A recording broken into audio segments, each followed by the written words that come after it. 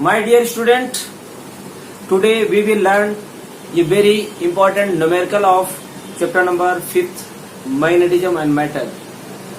So let's start. Exercise 5, question number 1. See the question. Question number 1. Answer the following questions regarding the Earth's magnetism.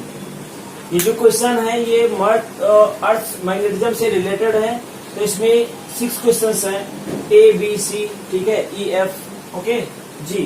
तो first we will read the question number a vector needs 3 quantities for its specification.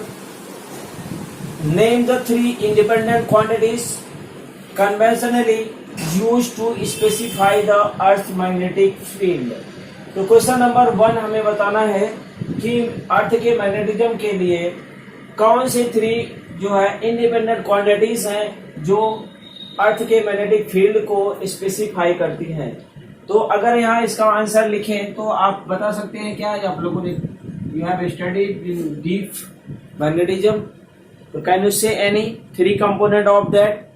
Yes, पहला component आपको पढ़ना है, ये है magnetic inclination. क्या है? Magnetic inclination. लिखिए मैग्नेटिक इंक्लिनेशन, ठीक है, जिसको हम एंगल ऑफ डिक भी कहते हैं. ठीक है, सेकंड पॉइंट किससे रिलेटेड है? ये मैग्नेटिक डिक्लेरेशन. क्या है? मैग्नेटिक डिक्लेरेशन, ठीक है. और अगर हम थर्ड पॉइंट की बात करें तो थर्ड पॉइंट क्या है? Horizontal component of magnetic field of the earth. ठीक है, तो तीसरा पॉइंट क्या है? Horizontal components of magnetic field at the earth. तो तीसरा पॉइंट हम लिखेंगे, ये इंडिपेंडेंट क्वांटिटीज हैं. 1 हमने लिख दिया, 2 भी लिख दिया. 1 क्या है? मैग्नेटिक इंक्लिनेशन है. सेकंड क्या है? मैग्नेटिक डिक्लेरेशन है. और तीसरा है हॉरिजॉन्टल कंपोनेंट,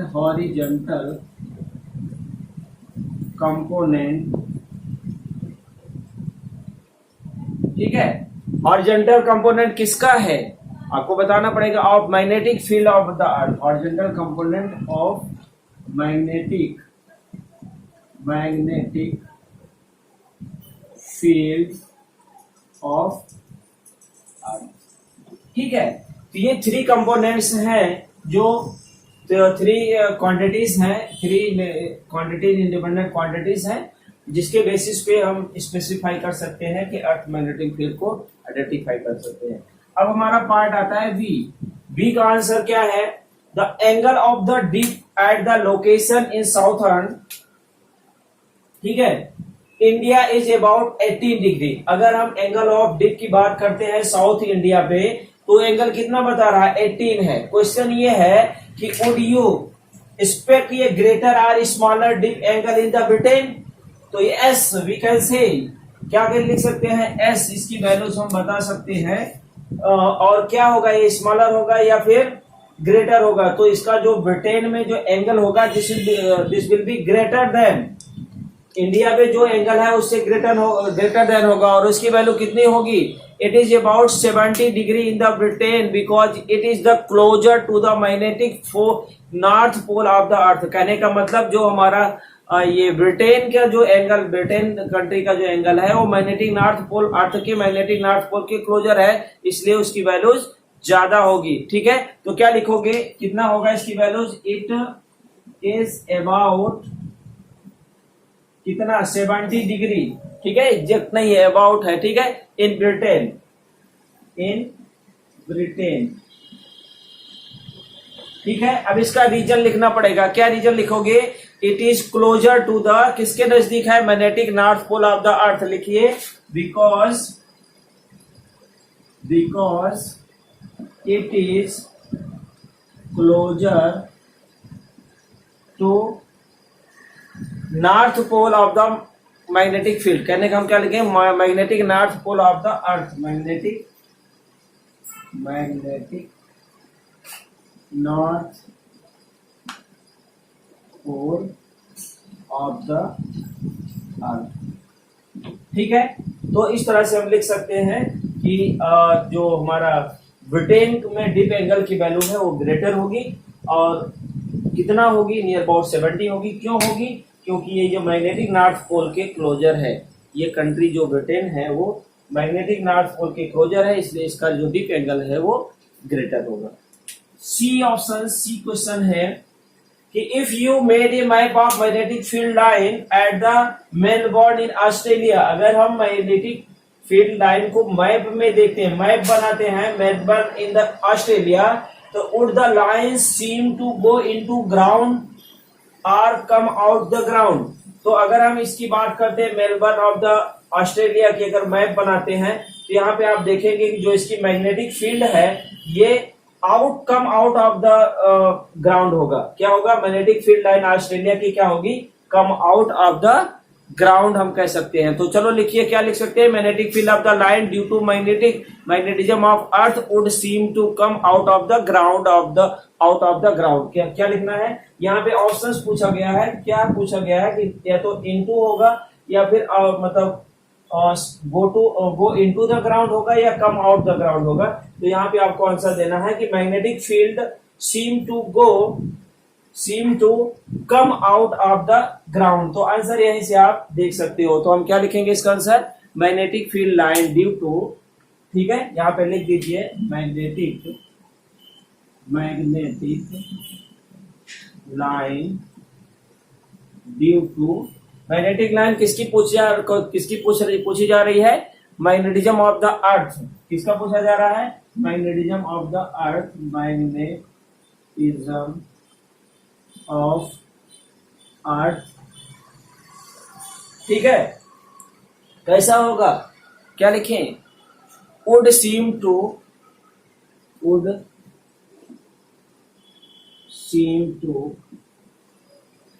ठीक है, कम out of the ground, come out the ground, ठीक है। ये क्लियर हो गया? ये 3 क्वेश्चन ए बी सी के ये सोल्यूशन है। अब हम चर्चा करते हैं नेक्स्ट क्वेश्चन, जो इसमें डी है, ई है और एफ है। ओके, अब हम रीड करते हैं क्वेश्चन नंबर डी। फर्स्ट का डी क्या है? In which direction would a compass free to move in the vertical plane point 2 if located right on the geomagnetic north or south pole? तो इस question का हमें solution करना है, question number D का। तो आंसर डी है question number D. तो इसमें क्या समझ में आया? हमें क्या बताना है? कंपास का डायरेक्शन बताना है। कहने compass can point on the any direction, किसी भी डायरेक्शन में हो सकता है, ठीक है।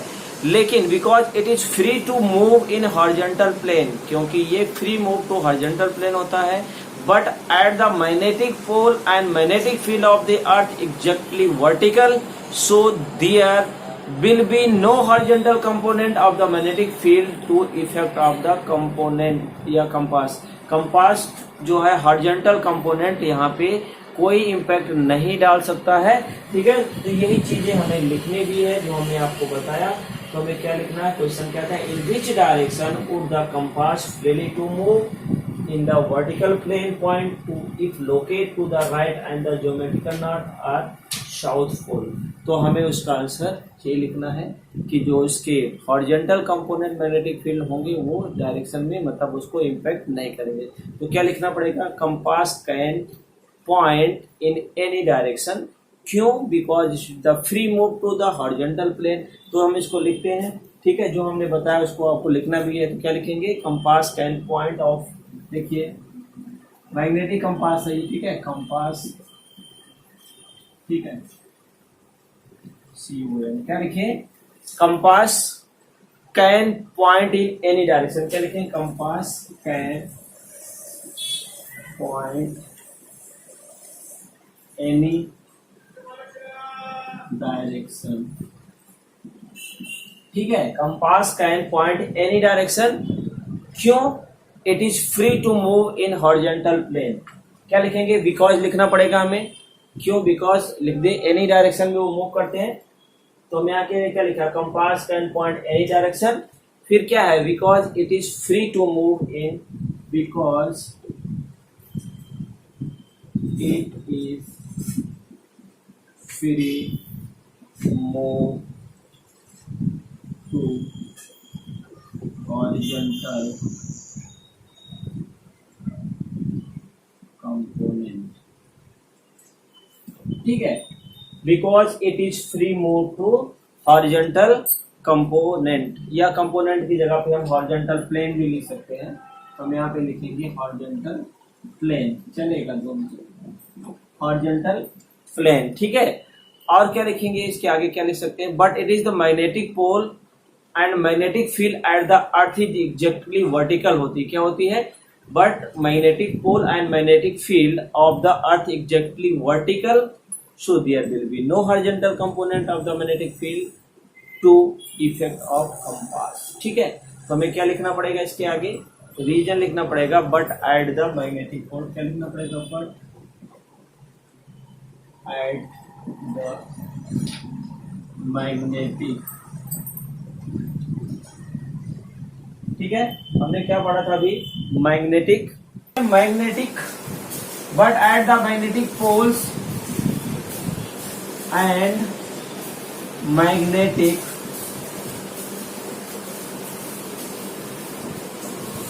field of earth is exactly vertical, so there will be no horizontal component, क्या लिख रहे हैं हम, magnetic pole and magnetic field of the earth is exactly vertical, so there will be no horizontal component. हम आपको भी एक बार बता चुके हैं कि जो हमने बताया उसी को हमें लिखना भी है, no horizontal component of magnetic field to effect of the क्या, इफेक्ट ऑफ द कंपास, ठीक है। तो इसी को लिखना है, no horizontal component of magnetic field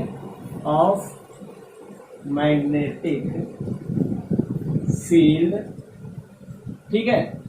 magnetic field का इफेक्ट कहाँ नहीं होता, to effect of the compass, to effect on the compass, ठीक है। अभी क्लियर हो गया, तो हमें क्या लिखना है इस क्वेश्चन का, डी का आंसर ये लिखना है, compass can point any direction, किसी भी डायरेक्शन में पॉइंट हो सकता है, because it is freely move to the component horizontal plane, but at the magnetic pole and magnetic field of the earth is exactly vertical, so there will be no horizontal component of the magnetic field, यहाँ पे horizontal component नहीं होगा to effect on the compass, okay। अब next question करते हैं, question number ई, जो इसमें है क्वेश्चन नंबर ई का सोल्यूशन क्या होगा, इसमें दिया गया है the earth field, it is the claimed रफली approximates to the field due to dipole of magnetic moment is given that 8 into 10 to raise 22 j t की power -1 located at a center. To check the order of magnitude of this number in the some ways, तो हमें सबसे पहले ये पता होना चाहिए magnetic field का फार्मूला क्या होता है। कितने लोगों को मालूम है magnetic field on the equilateral line of the magnetic field, V equal to क्या होता है, ये हमें फार्मूला पता होना चाहिए, तभी हम B की वैल्यूज हम निकाल सकते हैं। तो anyone can say what is formula of magnetic field on the equatorial line of magnetic dipole, ये लिखो, magnetic field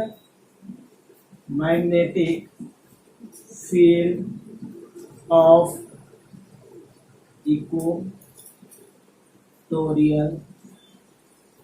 line on magnetic dipole is, क्या फार्मूला होता है, V इक्वल टू, कितने लोगों को पता है, बोलो कितने लोगों को मालूम है, कैन यू से एनीवन, अच्छा बोलिए बोलिए बोलिए क्या होता है, यस म्यू होता है, ओके, म्यू एम बाई क्या लिखेंगे, 4 पाई आर, गुड।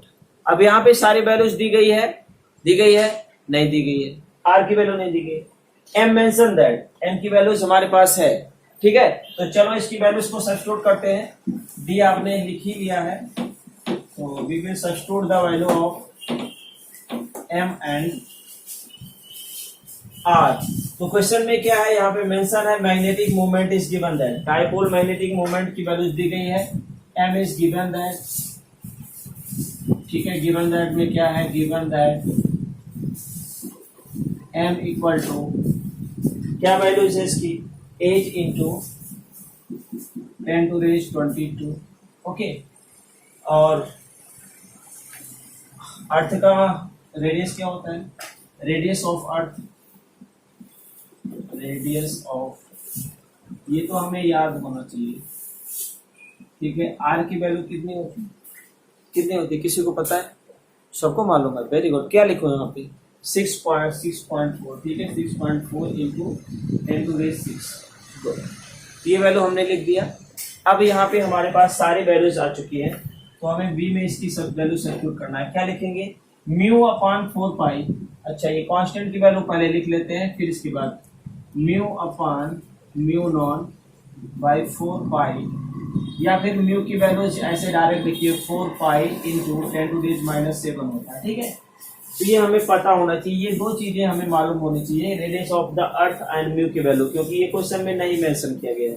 तो अब हम इसको अगर हम जानते हैं तो हम लिख सकते हैं, we can write v equal to mu upon 4 pi की जगह, म्यू की जगह पे क्या लिखेंगे, 4 पाई इंटू 10⁻7 एंड m के प्लेस पे 8 into 10⁻22 and divided by 4 pi को 4 पाई ही रहने देंगे, और r की वैल्यू लिखेंगे 6.4 इंटू 10⁻6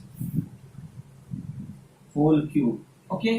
4 पाई से 4 पाई कैंसिल हो गया, ठीक है। अब इसका करेंगे calculation, what is calculation of this values, तो करते हैं कैलकुलेशन। यहाँ 10⁻7 है, यहाँ पे 22 है, तो 8 को यहाँ लिख लो, और इसको हमें डिवाइड करना पड़ेगा बाद में।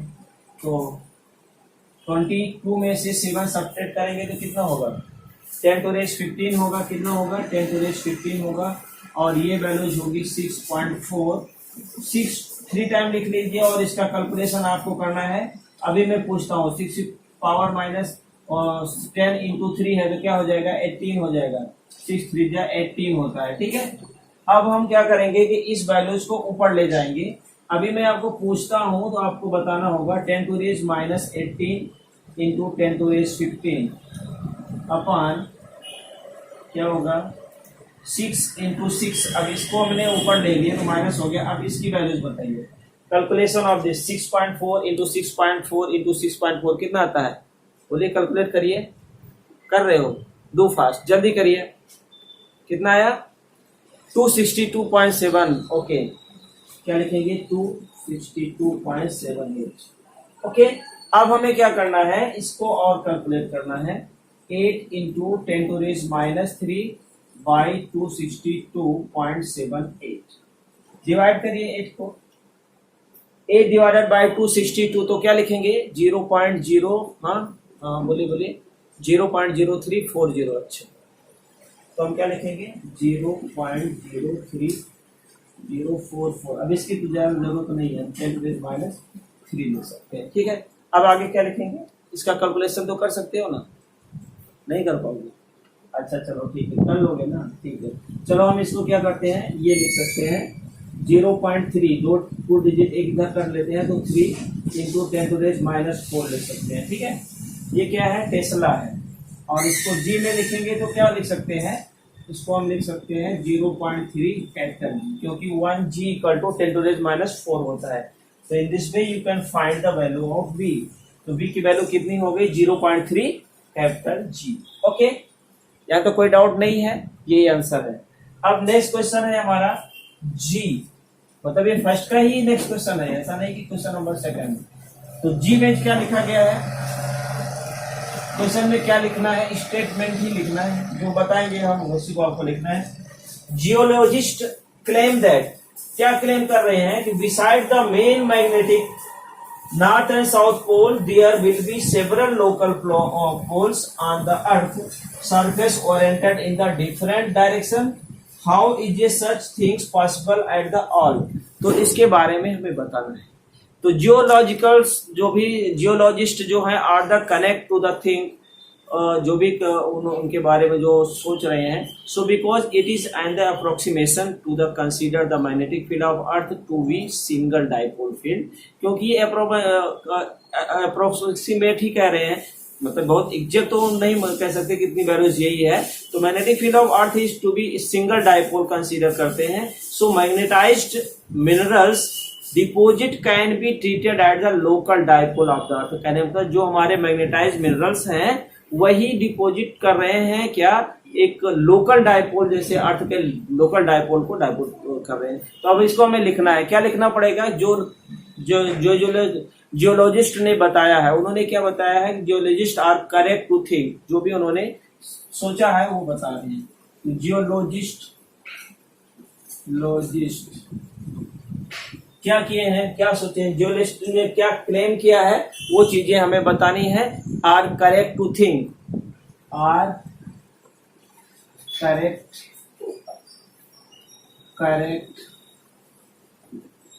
To think.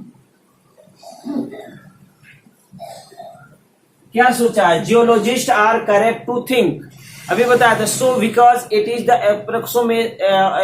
Approximation to the consider, कहने तो उनको एग्जैक्ट नहीं, अप्रोक्सीमेट एग्जैक्ट वैल्यूज नहीं है, तो हम क्या लिखते हैं, सो बिकॉज क्या लिखे, अभी बताया था, it is N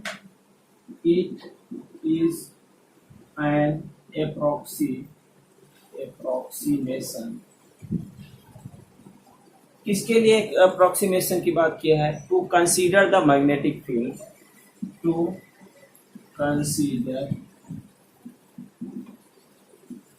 A magnetic field, ठीक है। कंसीडर किसको किया, मैग्नेटिक फील्ड को, of the earth to we, क्या लिखेंगे, magnetic field of the earth to we, किसके लिए, a single dipole magnetic field, क्या बोलेंगे, a single dipole magnetic field, a single dipole field, ठीक है। ये तो थिंक है कि geologist are the correct thing, so because it is the approximation of to consider a magnetic field of earth to be single dipole field. लेकिन जो magnetised material है वो डिपोजिटेड है, क्या है, डिपोजिट है, तो क्या लिखेंगे, द मैग्नेटिक क्या, जो मैग्नेटाइज है मिनरल्स है वो अर्थ के अंदर ही है, तो क्या लिखेंगे, मैग्नेटाइज्ड मिनरल, ठीक है। क्या है ये, यहाँ पे मिनरल्स जो है deposit can be treated at the local dipole on the अर्थ। हम कह सकते हैं कि जो हमारे अर्थ के अंदर जो मैग्नेटाइज्ड मिनरल्स हैं वो deposits can be treated as the local dipole on the earth. तो हम क्या लिखेंगे, डिपोजिट्स लिखें, डिपोजिट्स, ठीक है। कहाँ डिपोजिट्स हैं, ठीक है, can be treated as, can be treated, ठीक है, एट, कैसे उसका ट्रीटमेंट किया जा रहा है, can be treated as the local dipole, ठीक है, at the local dipole of the earth, dipoles on the earth. तो हमें ये चीजें लिखनी पड़ेगी कि magnetized minerals deposit can be treated at a local dipole on the, ठीक है। तो ये हमारे आंसर किसका हुआ, आंसर जी का हुआ, कि जितने भी जियोलॉजिस्ट हैं are the correct to think, so because it is approximation consider to magnetic field of earth to be single dipole field, but magnetized minerals जो होते हैं deposit can be treated as the local dipole of the earth. Okay, clear हो गया। चलिए next question. Okay, let start question number 2. Answer the following questions. A question दिया गया है, the earth magnetic field varies from the point to point in the space, does it also change with the time? If so, on what time scale does it change appreciably? तो यहाँ पे question पूछा गया है कि question में कि ये टाइम के अकॉर्डिंग क्या इसकी वैल्यू बदल रही है, मैग्नेटिक फील्ड वेरीज हो रही है या नहीं हो रही है. ठीक है, ये हमें बताना है. तो हम क्या कह सकते हैं कि ऑल्दो अप्रोक्सीमेटली अगर बात करें तो change can take to the few 100 years. जो इसमें टाइम में चेंज तो होगा लेकिन 100 ईयर्स में हमें दिखेगा. At change with the time is very much there, मतलब बहुत समय में ये चेंजेस होता है. तो क्या लिख सकते हैं, ऑल्दो अप्रिशिएबल चेंज होता है. ओके, ऑल्दो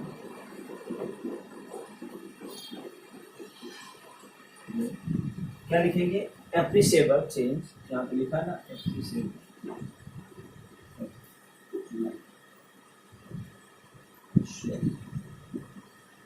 ठीक है, एप्रिशिएबल चेंज तो होगा लेकिन क्या होगा, appreciable change can be take few 100 years. कितना, फ्यू 100 ईयर्स. ठीक है, क्या लिखेंगे, एप्रिशिएबल चेंज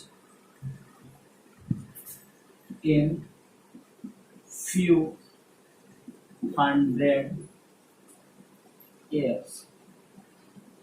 100 कुछ साल में दिखेगा एट. ठीक है, हम क्या लिख सकते हैं, at change with time in very much there. Okay, at change in time. ठीक है, वेरी मच देयर. यहाँ पे जो है, जो टाइम तो चेंज होगा लेकिन काफी समय के साथ ये चेंज होगा. Change with time, change with time very much there. Okay, तो यहाँ पे हम लिख सकते हैं टाइम के अनुसार ये चेंज होगा. तो हम लिखते हैं although appreciable change is the few 100 year, at change with the time is very much there. काफी समय में ये बदलाव होता है. तो ये तो रहा answer of question number A. अब क्वेश्चन नंबर बी पढ़ते हैं. क्या है, the earth core is known to contain iron. Earth के कोर पे आयरन के जो है कंटेन होते हैं. At geologist do not regard this as the source of the earth magnetism. Magnetism के लिए जियोलॉजिस्ट हैं वो इसको रिकॉर्ड नहीं देते. व्हाई, क्यों? ठीक है, तो हमें बताना है, रीजन बताना है. तो क्यों नहीं देते, molten iron has the temperature more than Curie temperature, so it not ferromagnet in the nature. तो हम क्या कह सकते हैं, जो मोल्टन आयरन होता है उसका टेम्परेचर काफी ज्यादा होता है जो क्यूरी टेम्परेचर कंपेरिजन में, सो it is not ferromagnetic nature में होते ही नहीं है. ठीक है, ये फेरोमैग्नेट में नहीं होते हैं. तो लिख लीजिए यहाँ पे मोल्टेन.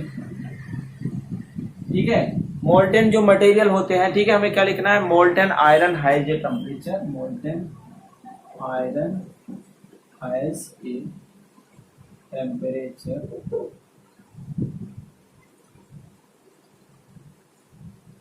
इज क्या होता है, मोर देन क्यूरी टेम्परेचर. किससे ज्यादा होता है, more than has a temperature more than Curie. Curie temperature को टीसी से डिनोट करते हैं, जैसा कि आपने इस प्रीवियस टॉपिक में आपने स्टडी की है थियोरी में, क्यूरी टेम्परेचर. ठीक है, तो क्या लिख सकते हैं, molten iron has a temperature more than Curie's temperature,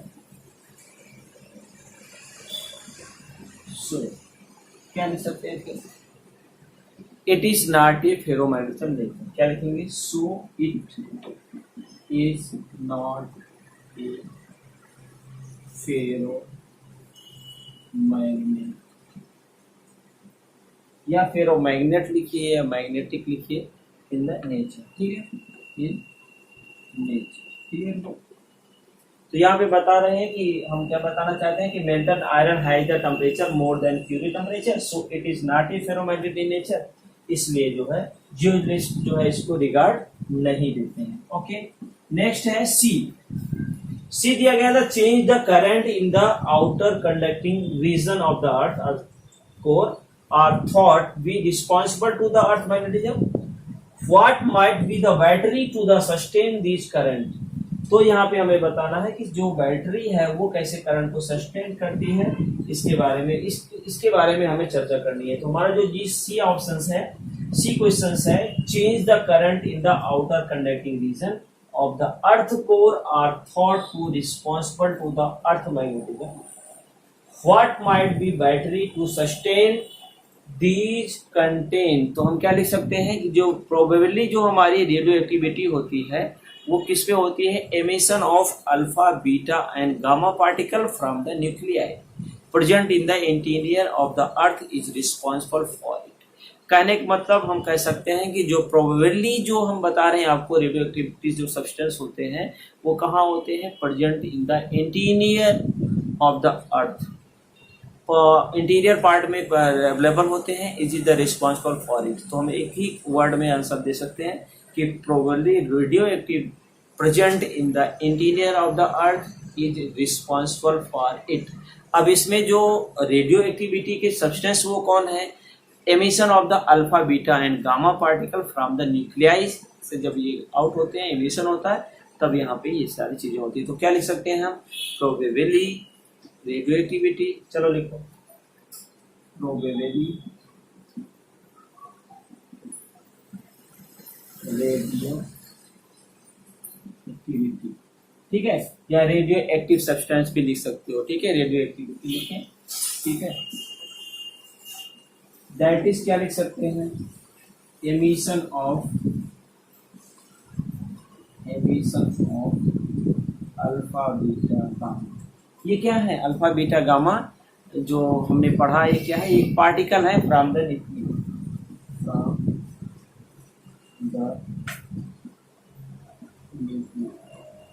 ठीक है। ये कहाँ प्रेजेंट होते हैं? प्रोबेबली जो रेडियो एक्टिव सब्सटेंस होते हैं वो कहाँ होते हैं?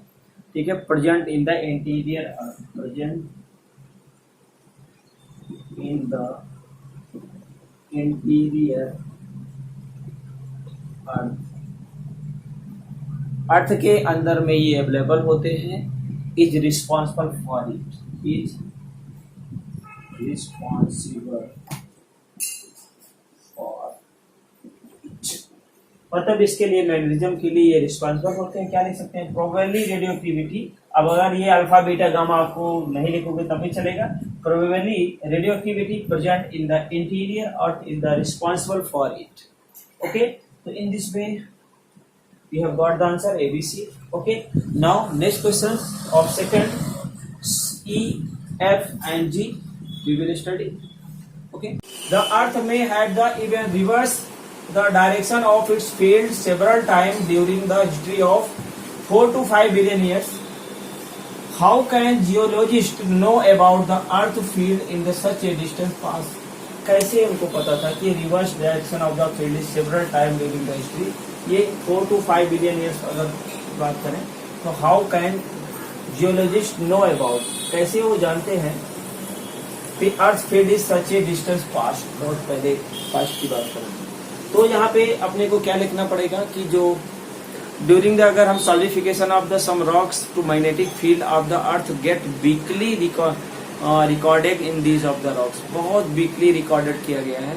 जियोमैग्नेटिकल history of these of the rocks can be treated by the making analysis of the such rocks, उस रॉक्स का ही जो है एनालिसिस किया गया, इसके बारे में बताइए। तो हम क्या लिख सकते हैं? During the solidification of the some rocks, लिखते जाइए तो याद नहीं रहेगा। आंसर डी, ठीक है, ड्यूरिंग सॉलिडिफिकेशन ऑफ, किसका सॉलिडिफिकेशन हुआ है? रॉक्स के बारे में बता रहे हैं, ठीक है। सॉलिडिफिकेशन ऑफ सम रॉक्स, लिखिए ऑफ सम रॉक्स, ठीक है। कहाँ पे? The magnetic field of the earth, the magnetic field of the earth, ठीक है। वो क्या करती है get the weakly recorded in these rocks. तो ये जो अर्थ के जो मैग्नेटिक फील्ड है, ये rocks, some rocks to the magnetic field of the earth क्या बताती है, gets weakly recorded in these rocks, gets weekly,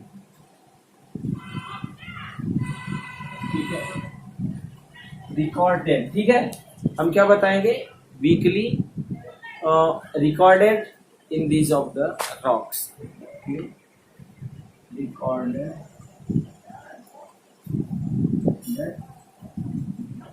in these rocks, जो हमारी रॉक्स हमने कंसीडर किया है, इन दीज, ठीक है। तो during the solidification of the some rocks the magnetic field of the earth gets the weakly recorded in these rocks. तो geomagnetic history of these rocks can be treated by making the analysis of the such a rocks. तो हम क्या लिखेंगे, इसको मैं लिखना पड़ेगा, जियोमैग्नेटिकल, क्या लिखेंगे, जियो मैग्नेटिकल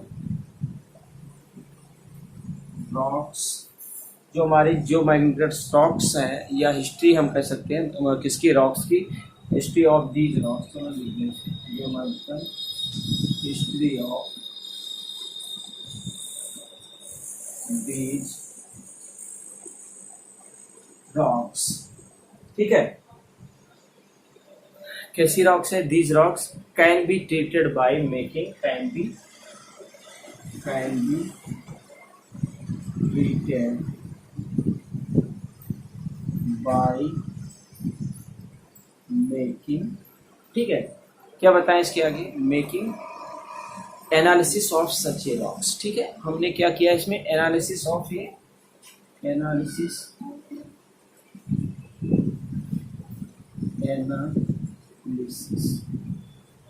ऑफ सच, ठीक है।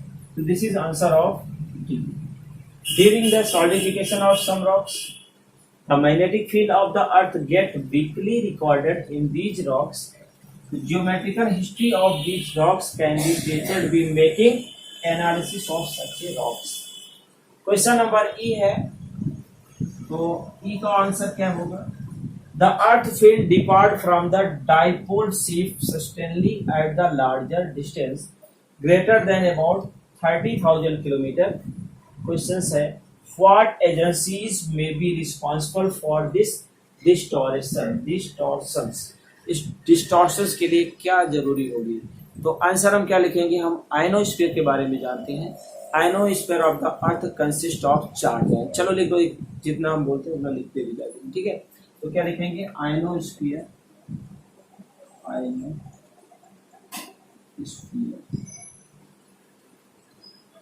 ठीक है, क्या बता रहे हैं, जो आयनोस्फीयर है, ionosphere of the earth consist of charge ions. तो हम क्या लिखेंगे, of ionosphere of earth can be charge,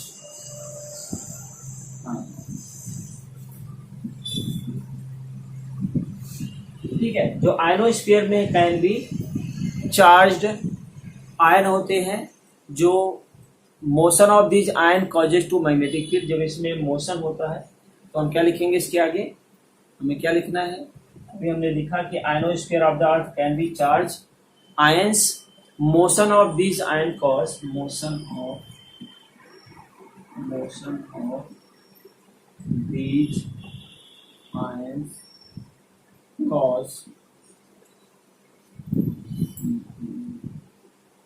जब इसमें मोशन होता है तो क्या डेवलप होता है, कॉज ए मैग्नेटिक फील्ड का इम्पैक्ट होता है, कॉज ए मैग्नेटिक फील्ड, ठीक है, इतना तो लिख सकते हो, ठीक है। तो हम क्या बता रहे हैं, which effect of magnetic field of the earth at the large distance from the earth. तो हम क्या लिख सकते हैं, which effect the magnetic field, which effect the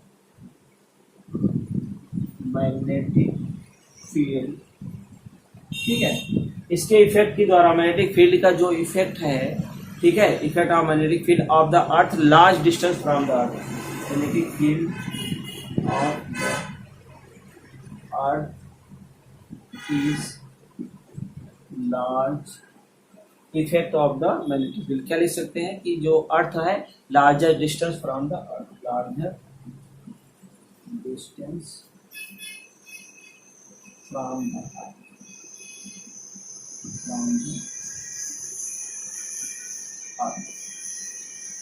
ठीक है। तो ionosphere of the earth can be charge ion, motion of this ion called to magnetic field which effect to magnetic field of the earth is larger distance from the earth। तो magnetic field due to ion depend upon क्या क्या होता है, upon the extra terrestrial disturbance like the solar wind, ठीक है। तो हम इसको लिखना चाहे तो लिखे, नहीं तो अब लिख लेना, ठीक है। Magnetic field due to ions depend upon the extra terrestrial disturbances like a solar wind. Solar wind का जो टेरेस्ट्रियल जो डिस्टर्बेंस है वो सोलर विंड से होता है, तो उसको हम बता सकते हैं। मैं लिख डाली, चलिए कोई बात नहीं। The magnetic field, the magnetic field, ठीक है। मैग्नेटिक फील्ड में क्या होता है, जो अपने अभी बता रहे हैं कि मैग्नेटिक फील्ड जो वैल्यूज है मैग्नेटिक फील्ड की due to ions depend upon, due to ions upon क्या करेंगे, टेरेस्ट्रियल जो वैल्यूज होती है, ठीक है, अपॉन एक्स्ट्रा टेरेस्ट्रियल डिस्टर्बेंस होता है, इसको रख करेंगे external terrestrial upon external terrestrial disturbance,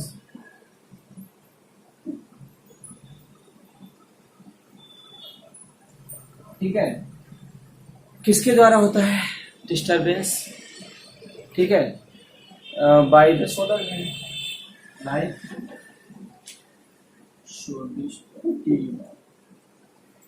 disturbance like solar wind. ये इसकी रिस्पॉन्सिबिलिटीज होती है, वो रिस्पॉन्सिबल होते हैं। तो question number F, interstellar space has an extremely weak magnetic field of the order 2×10⁻12 tesla. तो can such a weak field में be significant consequence, question mark है, एंड देन एक्सप्लेन। तो एक्सप्लेनेशन हम क्या लिख सकते हैं, already I have written before, इससे time waste now. At a very small large distance like the interstellar distance is the small field can be significantly affected the charged particle like that cosmic rays। cosmic rays जैसे particles के द्वारा क्या होता है वो effect होता है। For the small distance the deflections are not the noticeable for a small field but at the very large distance the deflections are significant। तो large distance के लिए significant होता है deflection we can see, okay। तो in this way we can write down, okay। So this is answer of question number 6 F of question number 2, okay। Have you written? Write down, okay, thank you।